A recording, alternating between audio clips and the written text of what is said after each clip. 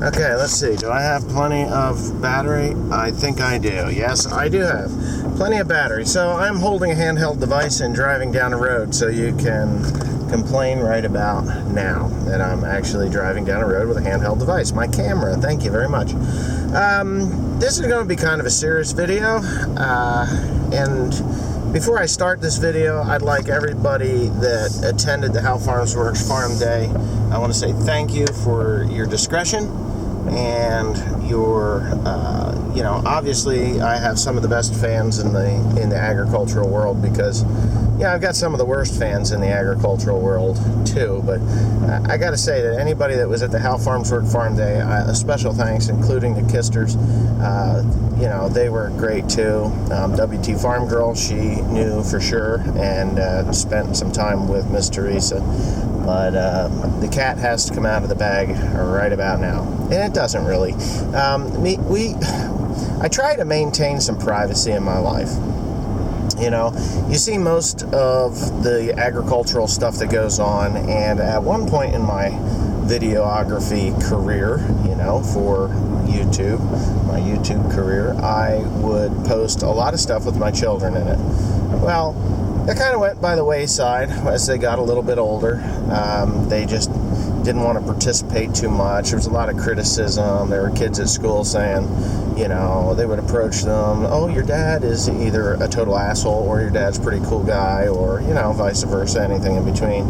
And it just brought a lot of attention to them that they didn't really want. So, Haley is pretty much out of my videos completely. Joseph is coming back into them. Timothy, he is in and out. He's pretty busy, he's pretty busy. I keep him busy. He has his own portion of the hay business for all of you that think that I browbeat and abuse my 24-year-old son. He has his very own truck. I've given him the L8000, and he delivers hay to a mushroom barn, not a composter, but to a mushroom barn on a weekly basis. Every week he's down there, just like me, just like Carl. And, he has his own portion and vested interest in the company, in the farm. That's why you don't see him so much. I do a lot of the work. Cody obviously graduated college, and he is now working for a company in California. From what I understand, he's coming back in September. I didn't like the job, so he's going to be coming back for after his work and weekends to work on the farm, which is great because the way this weather is going. I guess I'm just going to say it. Teresa has been pregnant. She has been pregnant. She has now had the baby. All right, so I know a lot of people were like, oh, Teresa left because you're such an asshole. Well, that's not at all true. Teresa wasn't on film, not because of the criticism. It's because she had a baby bump. She has been pregnant. And her due date was September 13th. The new baby, his name is William Edward Pandy, and he was born on the 9th of August. So he is quite a bit early. He was born on her 35th week of being pregnant, and he is small, very, very small. Me and Teresa have been in and out of the hospital. Today was her discharge day, so she was able to leave the hospital. William, he is in an incubator in the neonatal care unit in the Huntington Medical Center. He's doing very, very well, actually surprising all the nurses and stuff, according to them, but, sometimes I think they just say that. But he was born 3 pounds, 13 ounces, and he's only 16 3/4 inches long. Now, I'm sure there's an asshole out there that's going to say something stupid like, oh yeah, you must have punched her in the stomach and brought her on to labor. Well, that's not the case at all. Teresa has a disease, and I wouldn't call it a disease, or I didn't think of it as a disease, but the doctors assured us that she has a disease. It's called preeclampsia. Now, preeclampsia is basically the constriction of the veins and arteries in her throughout her vascular system. So it doesn't mean that she has high blood pressure all the time. Doesn't mean that she has high blood pressure ever in her normal everyday life. But what it does do is gives her high blood pressure towards the end of a pregnancy. So she was at 35 weeks. At 33 weeks, we were monitoring her blood pressure because we knew that she had this problem due to a past history of it. And, obviously she doesn't have any children because of preeclampsia, which, I gotta say that's probably the hardest thing that you will ever go through as a parent, is to lose a child. And I wouldn't even begin to know how she feels about that. I know that there's been a lot of tears since William has been born, because she started the signs of preeclampsia, and the signs are just elevated blood pressure and some other weird things like swelling, headaches, minor headaches here and there.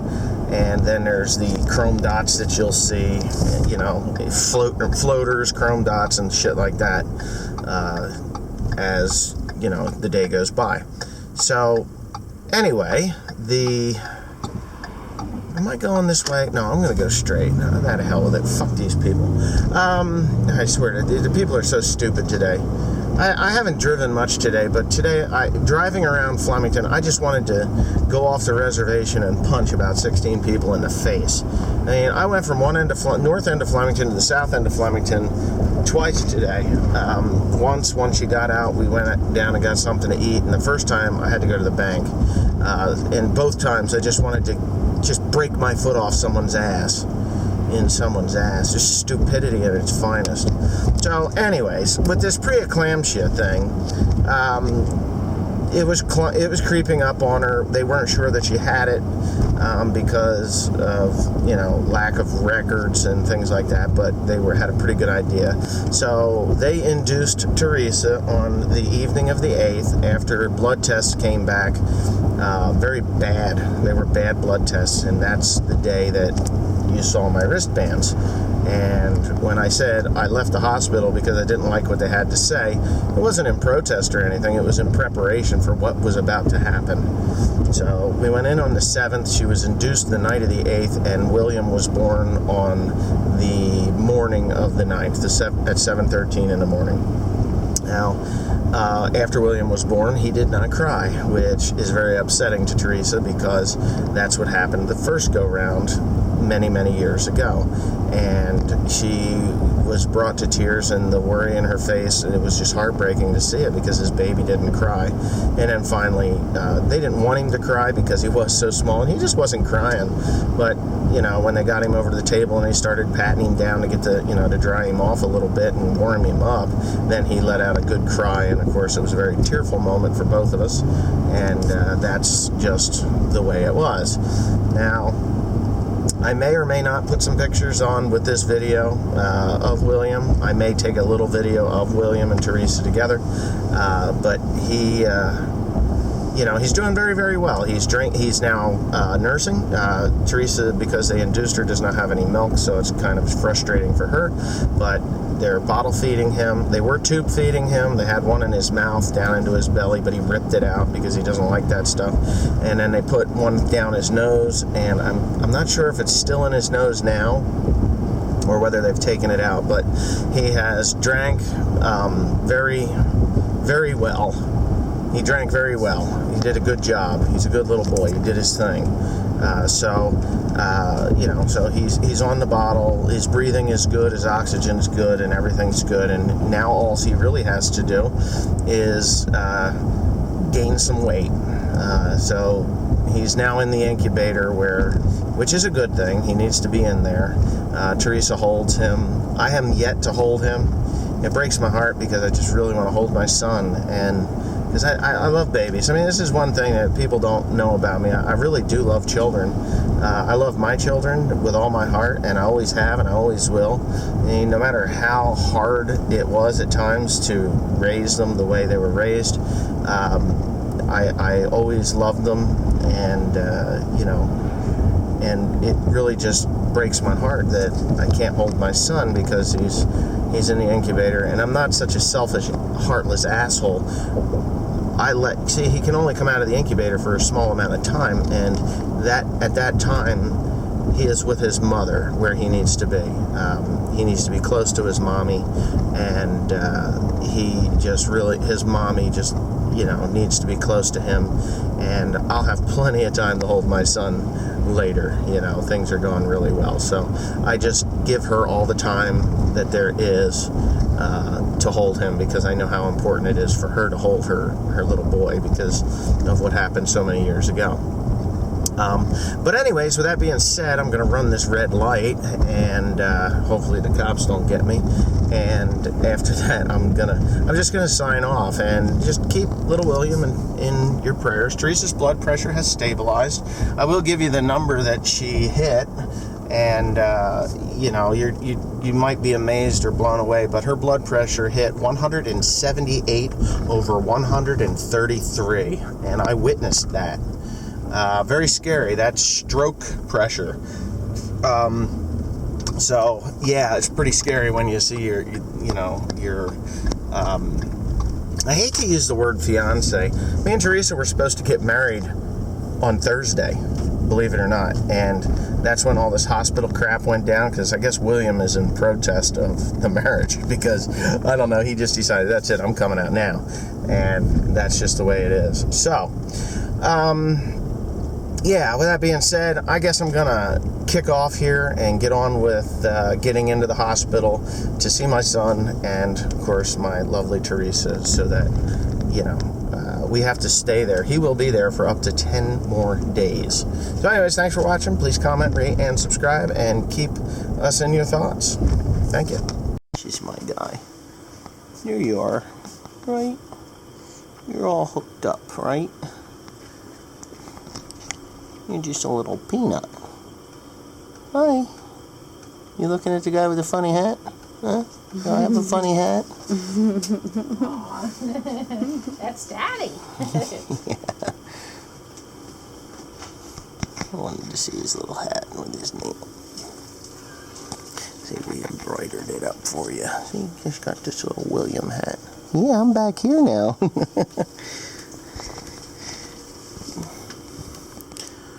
That's your guy. Smile. Look at that smile, huh? Hi, yeah. Mommy. Hi. Hi.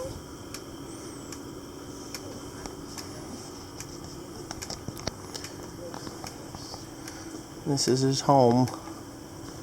Your little home. Oh, yeah. That was a yawn. You had such a sneeze earlier, didn't you? The 3 in a row. Was that 3 in a row? 1, 2, 3. Let me get his ear. His ear is a little bit messed up. There it is. Yep, you're on film now. Uh-oh. Yep, you're on film now. You can say hello to everybody. Look at that little nose. You got little white dots. Yeah, what is that white dot? That's normal. It's like whiteheads? I got blackheads. You got blackheads? You got little whiteheads? No, it's just normal. We'll call it an egg tooth. You hatched out, right? Did you hatch? Called you an egg tooth. That's so mean. No. Go get him, William. Go get him.